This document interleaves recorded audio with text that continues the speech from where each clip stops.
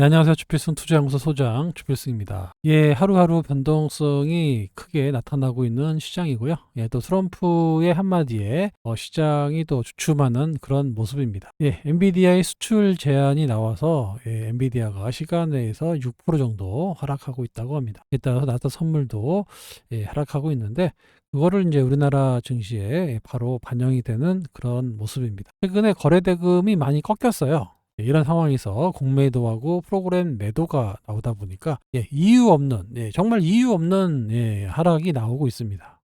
단기에 조금 V자 반등이 나왔었는데 그에 따른 조정 보여주고 있습니다. 아무튼 뭐 아직까지 우리나라 증시는 아직은 저평가 수준이다라고 보고 있기 때문에 이런 조정이 그렇게 오래 가지는 않을 것이다 라는 거를 나중에 알게 되겠죠.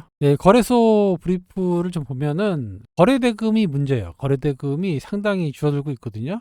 코스피가 웬만해서는 코스닥 시장보다는 거래대금이 높은데 거의 같거나 최근 들어서는 거래대금이 더 낮게 나오는 경우도 있어요. 그만큼 거래가 한산하다라는 겁니다. 그만큼 투자 심리가 불안하다는 거고요.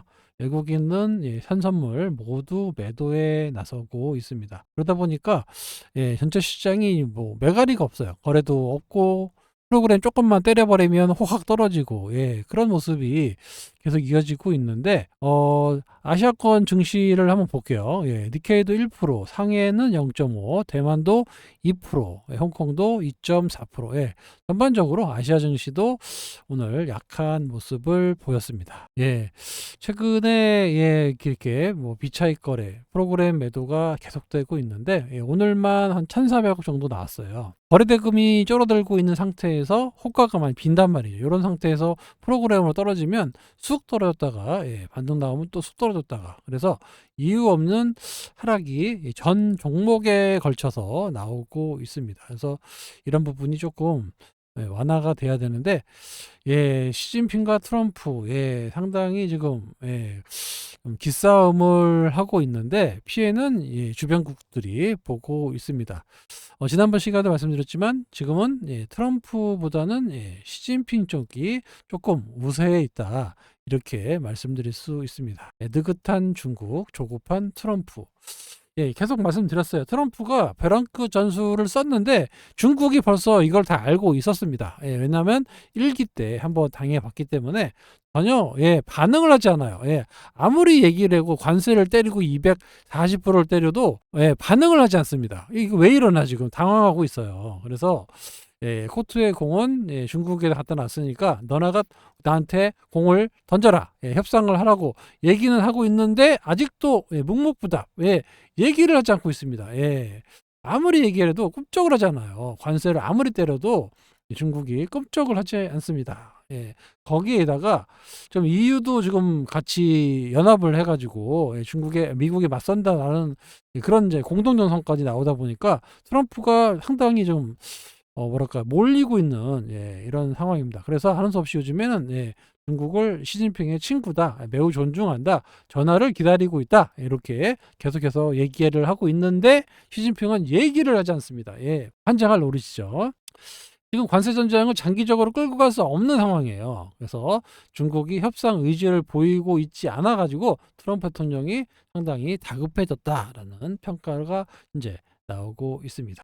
중국은 미국보다 고통이 오래 견딜 수 있고 일관성 없는 대중 외교 전략, 그 다음에 동맹국까지 겨냥한 관세 정책 이런 것들 때문에 미국이 홀로 중국을 마주해야 된다. 그러니까 다른 나라들도 다 등 돌리고 이렇게 홀로 좀 왕따 되는 그런 모습이 나올 수도 있다라는 겁니다. 지난번 시간에 한번 말씀드렸죠. 이러다가 중국, 유럽, 우리나라, 일본까지 해서 딱 모으면 어떻게 하려고 그러느냐 말씀을 드렸는데 그래서 지금 함부로 하지를 못하고 있어요. 대변인도 나와가지고 중국 우리 돈 가지려면 협상해라. 계속 협상해라 하고 있는데 꼼짝을 안 해요, 진짜. 시진핑이 정말 대단합니다, 요즘에. 그래서 아무리 때려도 그 전략을 알고 있는 것 같으니까 더 이상 미치광이 전략이 좀 안 통해 가지고 상당히 좀 긴장하고 있습니다. 자꾸 압박을 해도 못 이길 것 같은데. 그러니까 이게 길어지면 길어질수록 주변국들만 힘들어져요. 지금 그런 그런 상관에 놓여 있다. 사면 초과에 놓여 있다. 그래서 좀 최근에 나온 게 H20이 좀 저사양 반도체인데 이거 가지고도 지금 중국이 고성능 AI를 만들었다 그러잖아요. 그죠? 그러다 보니까 이것도 너 통제하겠다, 막겠다라고 하니까 엔비디아가 갑자기 급락이 지금 시간에서 나오고 있습니다. 막 7조, 뭐 8조 정도 손해 본다라고 하는데 외국의 국가들 이제 많이 손해 보면서 그리 오랫동안 협상을 할 수는 없습니다. 지난번 시간에 미국의 10년물 국채 수익률 요거 계속 보셔야 된다라고 말씀을 드렸는데 현재 4.29 정도 하고 있어요. 4% 이하로 떨어졌던 국채 금리가 발작 일어나 가지고 순식간에 4.5까지 올라갔습니다. 딱 여기 올라간 날 바로 관세 유예 90일이 터진 거예요. 그만큼 트럼프는 10년물 국채 수익률을 아주 민감하게 보고 있다라는 겁니다. 거의 목적이 이거다. 관세의 목적이 이거였다라고 하는데 효과가 하나도 없은 거예요, 지금. 증시만 떨어지고 수익률은 올라가고 트럼프는 시간이 없습니다. 그러니까 왜냐하면 이 저금 뭐 작은 여기 한 3%대 이하로 해갖고 4%대 이하로 해서 3%대쯤 해서 만기가 되고 있는 수익률 이 국채를 이렇게 롤 오버를 시켜야 되는데 그렇지 않으면 10년 동안 만약에 1%더 준다 그러면 돈이 얼마입니까? 30년물을 또 1%더 주면 돈이 얼마겠어요. 그만큼 나라에 부담이 되거든요. 그것 때문에 내리려고 하고 있는데 말대로 안 돼요, 지금. 그래서 트럼프가 더 이상 관세 가지고 시장을 옥죄이는 거를 할 수가 없는 상태입니다. 그러니까 이거를 누구보다도 중국의 시진핑이 알고 있는 거예요. 그래서 그거 까보면 내가 언제든지 수익률을 올릴 수 있다라는 걸 한번 보여주는 순간 바로 이 꼬라지 내린 겁니다. 그래서 이번에 HV200도 수출 제한을 한다고 하는데 중국이 가능하지 않습니다. 참 그래요. 그래서 시장에 좀 해소가 되려면 중국이 좀 반응을 해주면 협상한다든가 반응을 해주면 수익률도 좀 떨어지고 트럼프도 좀 안도하면서 시장도 올라갈 것 같습니다. 그래서 지금은 트럼프가 아니라 중국이 어떻게 하느냐, 중국이 반응을 어떻게 해주느냐에 따라서 지수가 올라가고 수익률이 떨어지고 이런 모습이 나올 것 같아요. 그래서 10년물 국채는 꼭 보셔야 되고요. 이제는 트럼프 말보다 시진핑의 말에 더 주목을 할 필요가 있습니다. 아무리 얘기해도 대꾸도 안 해요. 참 환장할 노릇입니다. 오늘 JP모건이 상당히 우리나라에 좀 부정적으로 보는 증권사인데 매도다. 지금 많이 떨어졌다. 하반기가 되면 주식이 좀 올라갈 거다라는 레포트가 오늘 나왔어요. 그래서 한국 증시가 2,700 정도 상승할 수 있다. 좀 한 3,000 쓰지. 하여튼 뭐 2,400인데 2,700까지 한 300포인트 올라간다. 이렇게 얘기했고 비중 축소해서 중립으로 상향이 아직도 매수도 아니고 일단 중립이에요. 뭐 일단 뭐 공매도 애들이 좀 시겁했겠죠. 그러니까 우리나라 지금 공매도 쳐가지고 먹기가 쉽지가 않아요. 그러니까 섹터를 하나 잡아가지고 2차 전지를 때리고 있는데 그거 이외로 또 공매도 치기가 그렇게 쉽지가 않습니다. 그래서 한국 경제가 바닥을 다지고 있는 신호가 여러 군데에서 감지되고 있다. 특히 메모리 반도체하고 나오고 있지만 여기 화학업종, 화학업종이 바닥을 치고 올라올 거다라고 추천을 좀 했고요. 근데 한국 증시 주식은 매도 상태. 그리고 또 배터리 업종에 대해서도 좀 얘기한 게 있는데 배터리 업종도 비중 축소해서 중립으로 변경했습니다. 요게 이제 그 공매도에 대한 부분이 어떻게 변화가 될지 이것도 한번 볼게요. 배터리 업종이 그동안 비중 축소였기 때문에 공매도를 많이 쳤는데 이거 좀 중립으로 변경했거든요. 그래서 이 공매도 금액이 좀 줄어든다고 하면 2차전지가 전체적으로 바닥권에 있잖아요, 지금. 그러니까 어느 정도 또 반등이 될 수도 있는 그런 상황이 놓여져 있습니다.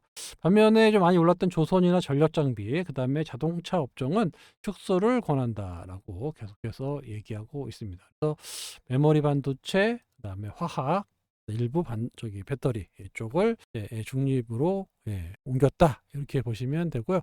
아직까지 매수 레포트는 나오지 않았어요. 물론 이제 축소해서 중립이니까 그래도 보합권이니까 나쁘진 않은데 뭔가 좀 더 좋아지면 매수로 상향할 수도 있습니다. 왜냐하면 우리나라 증시가 상당히 좀 저평가되어 있는 건 누구나 알고 있어요. 그래서 아직까지 트럼프의 관세, 중국의 무응답, 이런 것들이 조금 해소된다라고 하면 생각보다 좀 반등이 세게 나올 수도 있는 그런 국면이다. 이렇게 말씀을 드릴게요. 알테오젠 오늘 3%, 3.5% 빠졌죠. 그러니까 이게 지금 뭐 이유가 없어요. 그냥 기계적인 매도로 빠졌다가 또 기계적인 매수로 올랐다가 이런 거지. 뭐 회사의 어떤 재료라든가 전망이라든가 이런 것들이 전혀 반영이 되지 않습니다. 그냥 수급 논리로만 왔다 갔다 하고 있기 때문에 저는 의미가 없다고 봐요, 이런 거는.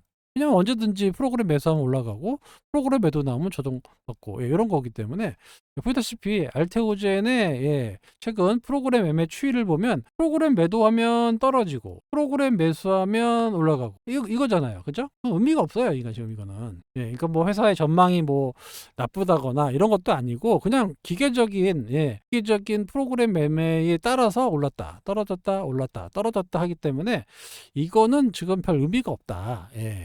일단은 뭐 그래도 기술적 분석은 봐야 되니까 121선 위에서만 왔다 갔다 해주면 언제든지 이렇게 에너지를 모아서 다시 한번 올라갈 수 있다. 이렇게 해서 다시 한번 또 올라갈 수 있는데 이 이야기의 끝판은 역시 트럼프와 시진핑인데 시진핑이 그동안 지금 대화를 안 하고 있어요. 근데 조금만 열어주거나 뭐 협상한다든가 뭐 이런 식으로 좀 나와준다라고 하면 시장은 상당히 좋게 반응할 수 있습니다. 근데 트럼프도 지금 궁지에 좀 몰려가지고 자기 뜻대로 지금 안 되고 있어요. 근데 참 나는 트럼프도 멍청한 게 일기 때 했거든요. 일기 때는 중국이 막 와서 협상하고 막 고개 숙이고 막 이랬거든요. 그러다가 안 되니까 싸운 건데 또 이번에도 그럴 줄 알고 똑같이 했단 말이에요. 근데도 중국 애들이 이제는 안 하잖아요. 너 기껏 해봐야 몇 년 더 하는 거. 나는 여기 영구집권인데 몇 년만 버티면 되지. 이렇게 되는 겁니다. 그래서 상당히 당황하고 있다. 이렇게 보이는데 아무튼 트럼프의 시간은 그렇게 오래 있지 못합니다. 그래서 왜냐하면 관세 정책에 따른 이제 인플레이션이 나온단 말이에요. 요게 이제 한 3개월에서 6개월이라고 말씀을 드렸잖아요. 그죠? 요거 만나게 터지면은 그냥 시위 엄청나게 터집니다. 바이든이 왜 나갔습니까? 물가 올라가지고 물가 올라가지고 바이든 쫓겨난 거 아닙니까? 뽑아놔도 어떻게 트럼프를 뽑았는지는 잘 모르겠지만 아무튼 트럼프 뽑아가지고 지금 전 세계가 지금 힘들어지고 있는데 누가 좋아하겠어요? 그죠? 말도 막막하는 사람인데 차라리 그냥 시진핑 품으로 붙겠다고 뭐 유럽이나 이런 쪽에서 나서버리면 낙동강 오래할 됩니다.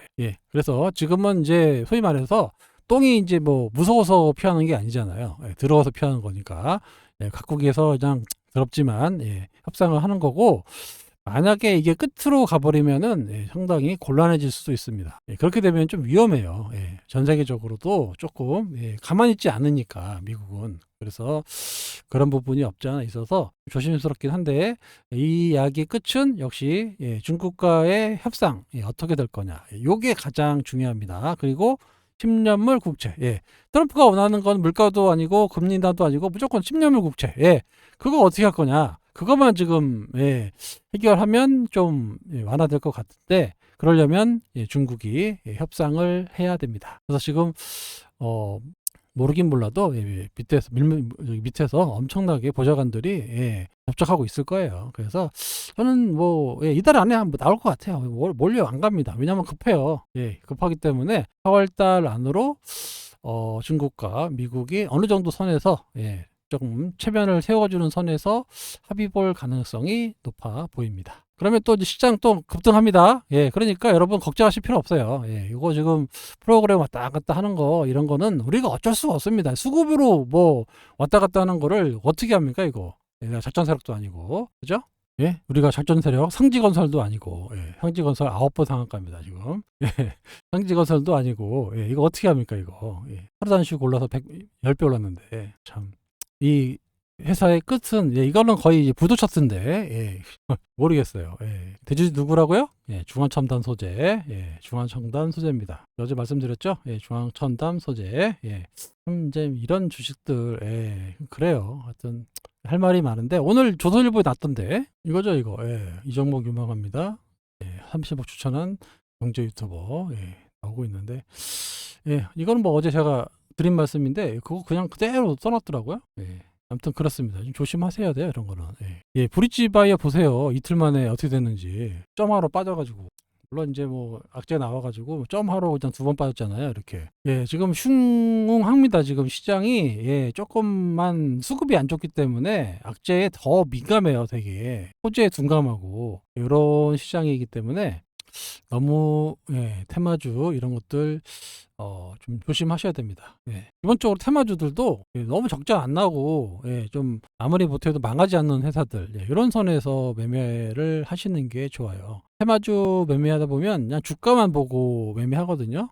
근데 단타로 잘 하실 수 있는 분들은 괜찮아요. 어차피 하루 이틀 만에 부도나는 거 아니니까. 그런데 그렇지 못하신 분들은 자기도 모르게 먹었다가 못 팔아갖고 비자발적 장기 투자가 되면 나중에 보면 또 문제가 생기는 이런 경우가 많이 있으니까 테마주는 뭐 시장이 안 좋을 때는 할 수 있는데 좀 작은 금액으로 짧게 하시는 거를 추천드립니다. 아시겠죠?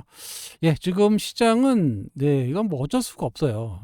지금은 뭐라 그럴까, 시장이 뭐 정상적인 시장은 아니기 때문에 이걸 가지고 뭐 전망을 맞춘다든가 이런 거는 좀 힘들고요. 현재 나스닥 선물이 2.2% 정도 하락하고 있습니다. 보시다시피 뭐 하루 이틀 계속 흔들어지잖아요. 그러니까 이 여진이라는 게 있거든요. 한번 떨어졌다가 올랐다 떨어졌다 하면 여기 여진이 생겨갖고 이런 식으로 조금씩 이렇게 잔파도가 있어요. 지금 이제 보시다시피 떨어졌다가 올랐다가 떨어졌다 올라졌다 이렇게 잔파도가 있잖아요. 이 잔파도가 나와야 또 이렇게 한 번 더 올라가든지 아니면 한 번 더 빠져서 쌍바닥 만들고 올라가든지.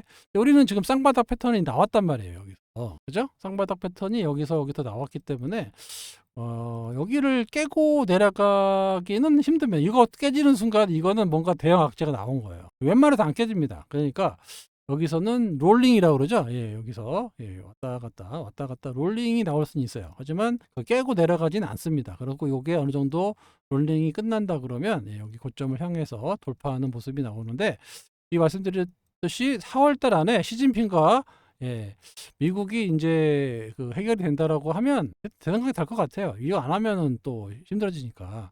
그러면 시장도 4월 후반 때는 나쁘지 않고 이런 상황이 됐기 때문에 여러분들이 너무 하루하루 걱정하실 필요까지는 없다라고 말씀을 드리고요.